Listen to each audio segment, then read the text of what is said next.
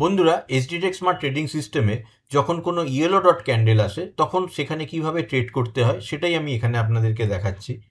এখন যে চার্টটি ওপেন করা আছে তার নাম হচ্ছে কোটাক ব্যাংক। আপনারা দেখতে পাচ্ছেন এখানে একটি ইয়েলো ডট ক্যান্ডেল এসেছে। এই ক্যান্ডেলটি যখন এসেছিল তখন সময় ছিল সকাল 11টা 30 মিনিট। এখানে দুই ধরনের ক্যান্ডেল দেখা যায়, একটি সবুজ আর একটি লাল। যদি ক্যান্ডেলের কালার লাল হয় তাহলে শর্ট সেল করে কাজ করতে হবে, আর যদি ক্যান্ডেলের কালার সবুজ হয় তাহলে কিনে কাজ করতে হবে। এখানে আমরা দেখতে পাচ্ছি ক্যান্ডেলের কালার লাল, সেই জন্য এখানে শর্ট সেল করতে হবে।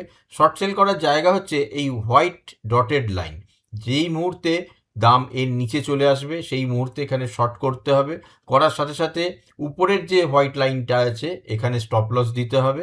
আর নিচের যে লাল ডটেড লাইন আছে এটি হচ্ছে প্রথম টার্গেট। এর নিচে যে লাল সলিড লাইন আছে এটি হচ্ছে এর সেকেন্ড টার্গেট।